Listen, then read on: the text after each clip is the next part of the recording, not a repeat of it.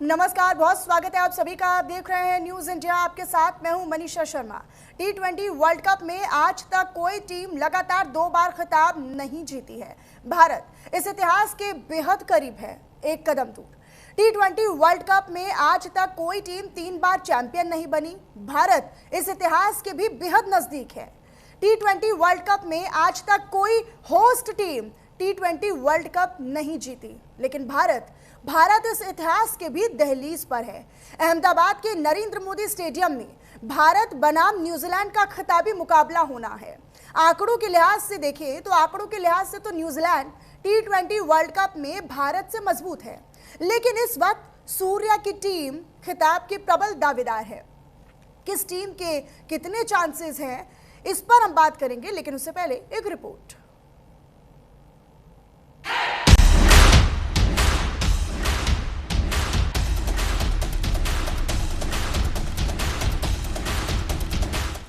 इतिहास रचेंगे, इतिहास बनाएंगे, इतिहास लिखेंगे। T20 वर्ल्ड कप 2026 जीतेंगे। भारत तीसरी बार T20 वर्ल्ड कप जीतने की दहलीज पर है। लगातार दूसरी बार T20 वर्ल्ड कप जीतने के मुहाने पर है। भारत सबसे बड़ा वर्ल्ड रिकॉर्ड बनाने की कगार पर है। भारत बनाम न्यूजीलैंड के खिलाफ खिताबी मुकाबले का दुनिया को बेसब्री से इंतजार है। भारत और न्यूजीलैंड दोनों ही T20 वर्ल्ड कप में इतिहास रचने से बस एक कदम दूर हैं। जो भी टीम वर्ल्ड कप जीतेगी उसके लिए इस महाजीत के मायने अलग होंगे, अहम होंगे और यादगार होंगे। फाइनल से लेके बहुत एक्साइटमेंट है, बिकॉज 2030 में इसी मैदान में भारत हारा था। उम्मीद करता हूँ कल भारत आसानी से जीत जाए। कौन फेवरेट है? अभिषेक अभी चल नहीं रहा है, उम्मीद करता हूँ कल के मैच में उनके 50 आ जाए। और भारत अभी अभिषेक नहीं चल रहा है तो भी 250 मार रहा है, तो अभिषेक जैसे चल जाएगा तो 250 प्लस रन आसानी से हो जाए। अगर आंकड़ों की बात करें तो भारत और न्यूजीलैंड के बीच T20 विश्व कप में कुल 3 मुकाबले हुए हैं और तीनों ही मैचों में हर बार न्यूजीलैंड ने जीत हासिल की है। यानी भारत T20 वर्ल्ड कप में न्यूजीलैंड से कभी जीत नहीं पाया है। इन आंकड़ों के लिहाज से देखें तो T20 वर्ल्ड कप में न्यूजीलैंड का पलड़ा भारी दिखता है, लेकिन जिस तरह से सूर्या ब्रिगेड ने अब तक खेल दिखाया है उससे एक बात तो साफ है कि भारत इस गोल्डन चांस को कतई छोड़ने वाला नहीं है। हाँ वो है, वरुण अभी आउट ऑफ फॉर्म चल रहा है थोड़ा, but I am pretty sure कल उसी का ही दिन होगा। न्यूजीलैंड की बात करें तो इस वर्ल्ड कप में न्यूजीलैंड का प्रदर्शन अब तक शानदार रहा है और खासतौर पर जिस तरह से सेमीफाइनल में साउथ अफ्रीका को हराया उससे एक बात साफ है कि कीवी अहमदाबाद के नरेंद्र मोदी स्टेडियम में उतरेंगे तो हर मौके पर भारत को सरप्राइज करने से चूकेंगे नहीं। ऐसे में T20 वर्ल्ड कप के खिताबी मैच में एक एक गेंद रोमांच की सारी हदें पार करेगी, तो इंतजार कीजिए इतिहास बनने का। Bureau report, news India.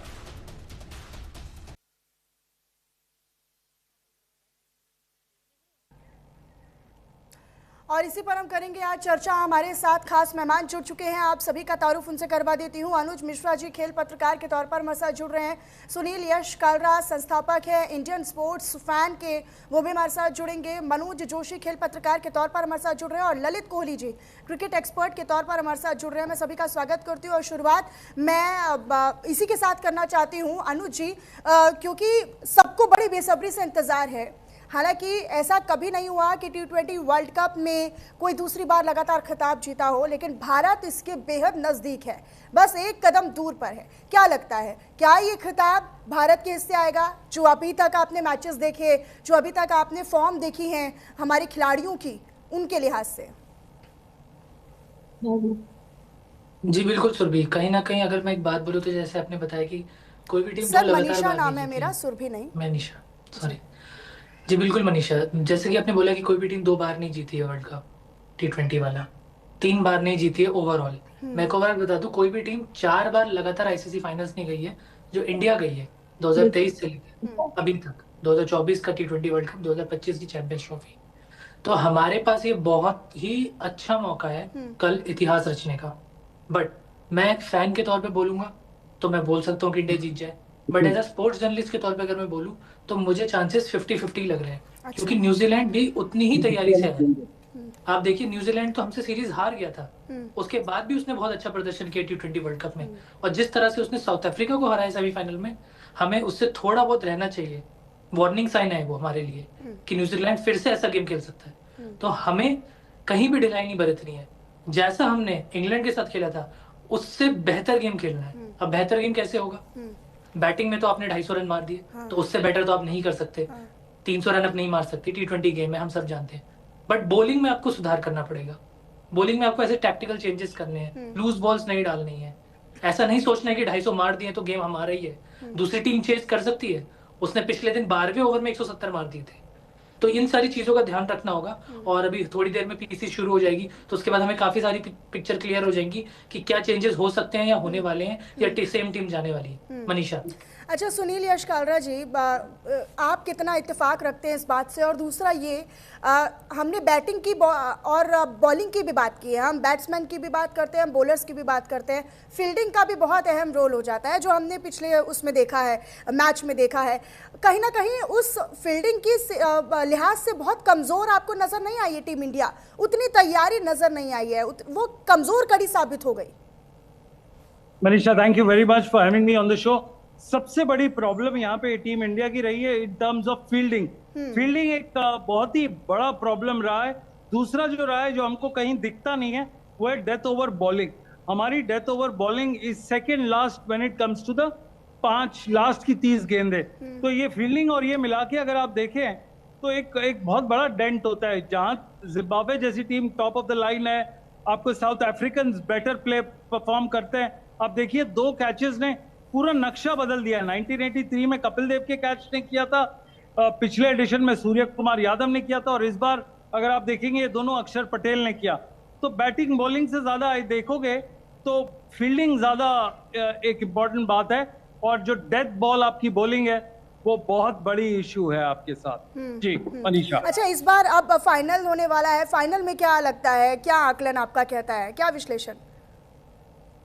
देखिए ये पूरा गेम अगर आप देखेंगे, पूरा ये वर्ल्ड कप आपका T20 वर्ल्ड कप जो है वो पावर प्ले पे है। पहले शुरू के 6 ओवर में अगर आपने 70, 80, 85 रन कर दिए तो आपको बहुत बड़ी एक एडवांटेज मिलती है। सिमिलरली बॉलिंग में अगर आपने 2 क्विक बॉलिंग कर ली तो आपके पास बहुत एडवांटेज है। Bumrah with the economy of 6.85, one of the best in T20 ever.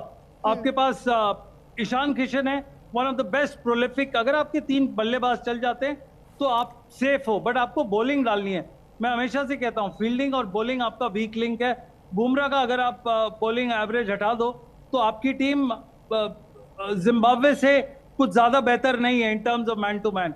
तो लगता है कि बहुत बड़ा इशू है बॉलिंग और इसके अंदर, पर बहुत हिस्टोरिक डे हमारे लिए।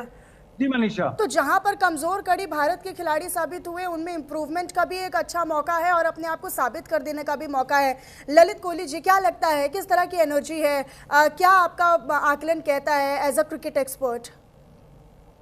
देखिए अब तक जिस तरीके का प्रदर्शन हिंदुस्तान ने लास्ट मैच में किया, जैसे मेरे सहयोगी मित्र बता रहे हैं कि फील्डिंग को लेके और बॉलिंग को लेके, निश्चित तौर पे देखिए फील्डिंग बहुत बड़ा फैक्टर रहेगा। लेकिन जिस तरीके की फील्डिंग हिंदुस्तान ने लास्ट मैच में किया है, आपने इससे बेहतर फील्डिंग हिंदुस्तान की कभी नहीं देखी।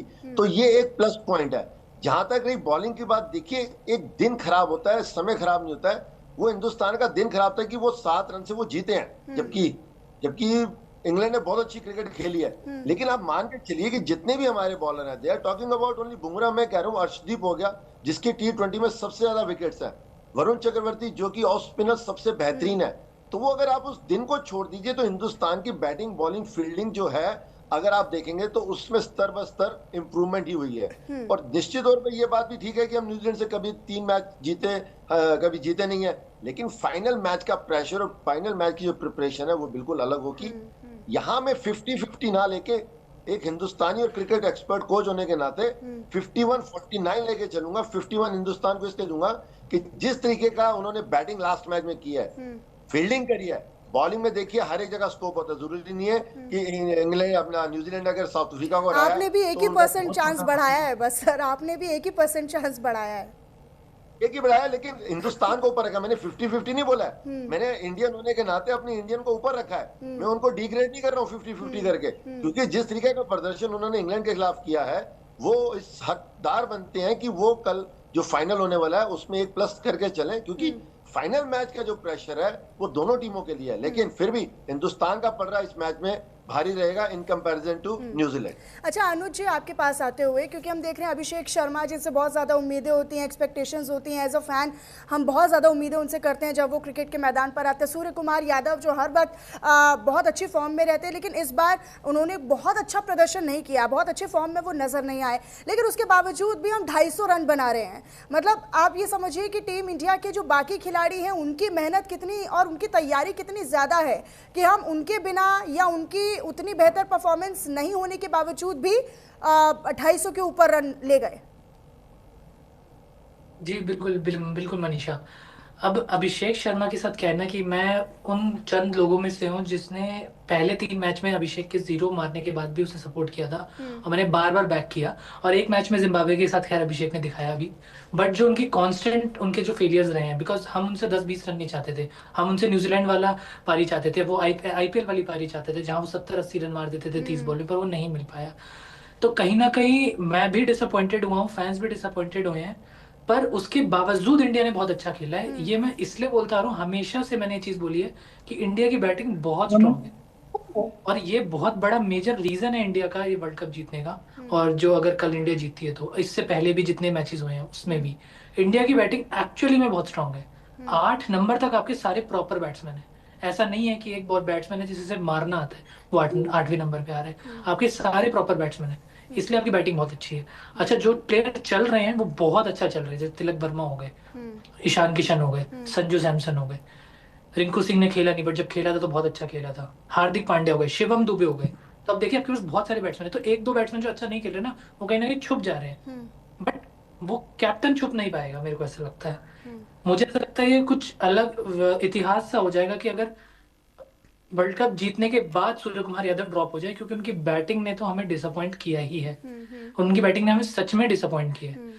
तो ये जो 2 चीजें हैं ये छुप गई हैं क्योंकि इंडिया मैच जीतते रहा। आप देखिए अगर इंडिया प्लेइंग सुपर 8 से अगर बाहर हो जाता ना वेस्ट इंडीज से हार के, तो बहुत तगड़ा क्रिटिसिज्म हो रहा होता, जो कि अभी नहीं हो रहा है क्योंकि इंडिया जीत गया और सेमीफाइनल भी जीत गया, फाइनल में आ गया। पर ये दोनों प्लेयर्स ने बहुत डिसअपॉइंट किया है। इसके साथ मैं एक नाम और लेना चाहूंगा, वो है वरुण चक्रवर्ती। वरुण चक्रवर्ती ने भी डिसअपॉइंट किया मनीषा। हाँ, अच्छा एक बार फिर से ललित जी का रुख करते हुए, ललित जी, क्योंकि अगर हम वरुण चक्रवर्ती की बात करते हैं, वरुण चक्रवर्ती से उम्मीदें तो थी लेकिन बेहतर प्रदर्शन नहीं किया उन्होंने, बहुत ज़्यादा उन्होंने रन दे दिया अपने ओवर में अपनी बारी में। आपको लगता है क्या आप भी ये मानते हैं कि अगर उन्होंने और बेहतर खेला होता तो ये जीत का अंतर 7 से बहुत ज़्यादा हो जाता? नहीं, जिस तरीके की वरुण चक्रवर्ती ने पास में परफॉर्मेंस दी अपनी बॉलिंग की धार से, निश्चित तौर पे ये आंकड़ा बहुत बड़ा होता, लेकिन मैं फिर वही बात कर रहा हूँ कि दिन था जो उनका नहीं था। वरुण चक्रवर्ती हो गया, चाहे आप अभिषेक शर्मा की बात कर लीजिए, प्लेयर ये खराब नहीं है, सिर्फ दिन खराब था। और फाइनल में भी ऐसा नहीं है कि बहुत बड़ा फेरबदल होगा, अगर हुआ तो अभिषेक शर्मा की जगह हो सकता है कि रिंकू सिंह टीम में आ जाए, इससे ज्यादा फेरबदल नहीं होगा। और जिस तरीके के गंभीर कोच हैं वो ज्यादा फेरबदल करने में विश्वास भी नहीं रखते। लेकिन मेरा अभी भी ये मानना है कि जिस तरीके की, अभी जैसे मेरे मित्र ने कहा, हिंदुस्तान की बैटिंग लाइन बहुत स्ट्रांग है और बॉलिंग बहुत अच्छी है। वरुण चक्रवर्ती जिन्होंने अच्छा नहीं किया, आप मान के चलिए कि उनको भी मालूम है कि इस मैच की क्या अहमियत है, और अच्छा परफॉर्म नहीं किया तो हो सकता है कि सूर्य कुमार यादव पे जैसे तलवार लटकी हुई है, अभिषेक शर्मा पे लटकी है, तो वरुण चक्रवर्ती पे भी लट गए। लेकिन ये ऐसा होगा नहीं, क्योंकि ये इतने अच्छे प्लेयर हैं कि एक सीरीज किसी की खराब जाने से वो प्लेयर खराब नहीं हो जाता। तो मुझे लगता है कि कल के मैच में ये तीनों जो तिगड़ी जिनके ऊपर तलवार लटकी हुई है अच्छा परफॉर्म करेंगे और अपनी क्षमता के मुताबिक परफॉर्म करेंगे। अच्छा सुनील जी, न्यूजीलैंड के साथ मुकाबला होने वाला है, न्यूजीलैंड भी अपना सूखा खत्म करने की कोशिश करेगी क्योंकि अभी तक वो उस ट्रॉफी को छू नहीं पाई है या अपने हासिल नहीं कर पाई है। अपनी तैयारी न्यूजीलैंड के खिलाड़ियों की भी होगी, ऐसे में कितना चैलेंजिंग इंडियन खिलाड़ियों के लिए, भारतीय खिलाड़ियों के होने वाला है, और उसके मुकाबले क्या तैयारी हो लेनी चाहिए अभी तक जो पास्ट परफॉर्मेंसेज रही हैं पूरी सीरीज में? देखिए, अगर आप न्यूजीलैंड की बात करें, मैंने उनको श्रीलंका में देखा था। हाँ। मैंने पूरा कोलंबो में उनका पूरा टेस्ट, उनके पूरी ये सीरीज कवर की है, और कहीं लगता है ये बहुत ही रिलैक्स लोग हैं और बहुत ही डिफिकल्ट पिच पे खेल के है। कोलंबो की pitch one of the lowest है, जो स्लो लो टर्न करती है, स्किड करती है बॉल, उस पे ये मैचेस जीत के, इंक्लूडिंग श्रीलंका के अगेंस्ट। तो जहां देखेंगे इनमें दम तो पूरा है, पर अब ये आ रहे फेयरली एक रीजनेबल इजी पाटा पिकेट जिसको आप बोलते हैं, जो मतलब आपका बैकलिफ्ट ऊपर रहेगा और आप पावर प्ले में ही आप अपने 70-80 ताबड़तोड़ रन करेंगे। तो ये mentality of a non striker है। और मेरी बात रचिन रविंद्र जो आपके स्क्रीन पे है उनसे हुई थी कि एशियन टीम सारी बाहर चली गई पर न्यूजीलैंड और आप दूसरी टीमें अंदर है यूरोपियन। तो उसका रीजन क्या है? उन्होंने बोला हमें अपना किरदार 3 और 5 ओवर के अंदर कुछ ज्यादा पता है। 3 और 5 ओवर का किरदार मतलब है कि उनको 18 से 24 गेंदों के अंदर एक टास्क दिया जाता है और वो टास्क को कंप्लीट करते हैं। आपने देखा है श्रीलंका के अगेंस्ट ये कमबैक टीम है, इनके पास बड़े स्टार्स नहीं है पर बड़े बड़े शॉट्स है, इनके पास बड़ी अप्रोच है और बड़ा माइंडसेट है, बट इनके पास अभी तक कोई बड़ा वो नहीं है, इनके पास ना फैक्ट्स है ना फिगर्स है जो इनको बैक करते।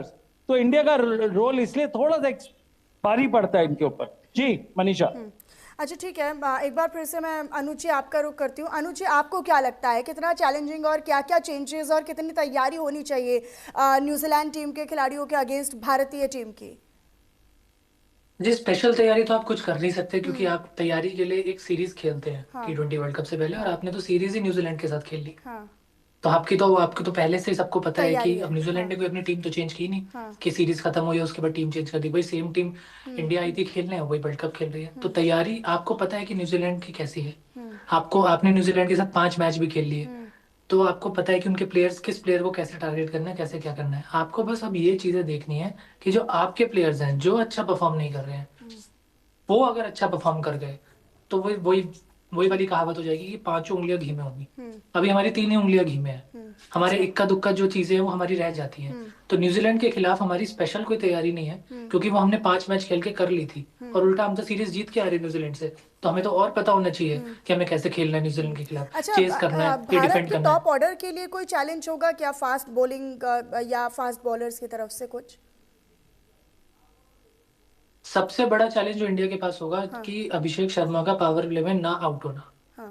मतलब आप देखिए कि अगर आप 1-2 में ओवर लेट मैच खोलें तो आप देखते हैं कि एक विकेट गिर गई है, फिर आपको पता चल जाए अभिषेक शर्मा ही आउट हुए हैं। तो वो चीज जो 2-3 मैच से हो रही है वो ना हो, वो सबसे बड़ा चैलेंज है। क्योंकि अगर आप देखिए अगर आप विकेट नहीं खोते हैं तो आप 6 ओवर में 80 रन तक भी मार सकते हैं, और जहां आपने 6 ओवर में 80 रन मारे आपके पास 220-200 रन का टारगेट जो आप देना चाहते हैं पहले बैटिंग करते हुए कहीं नहीं गया। बट अगर आपने पावर प्ले को अच्छा यूज नहीं किया तो फिर आपको उस ओवर्स में रन मारने पड़ेंगे जब सारे फील्डर्स बाहर होते हैं, कुछ अंदर होते हैं और बाकी 5 फील्डर्स बाहर होते हैं, तब आप कैच आउट भी हो सकते हैं। तो पावर प्ले तो आपके पास बहुत अच्छी अपॉर्चुनिटी है रिस्क लेकर शॉट्स खेलने की, और खेलते वक्त अगर आप 1-2 विकेट गवा दे तो कोई मलाल नहीं है। बट आपका 36 रन भी मार रहे हैं, 50 रन मार रहे हैं 6 ओवर में, फिर भी आप 2 विकेट बाहर गिरवा रहे हैं, तो वहां पे मलाल रह जाएगा कि यार हम चूक गए, हम इस चीज को बहुत अच्छे से यूज कर सकते थे। क्योंकि इसके बाद तो फिर सारे प्लेयर्स बाहर चले जाएंगे, तो आपको थोड़ा संभल के खेलना ही है। तो जब आपको संभल के नहीं खेलना है तो आप खेल लीजिए। हाँ अच्छा सुनील जी, एक बेटर लर्निंग तो हुई है इंग्लैंड के साथ जो मुकाबला रहा भारतीय खिलाड़ियों का, और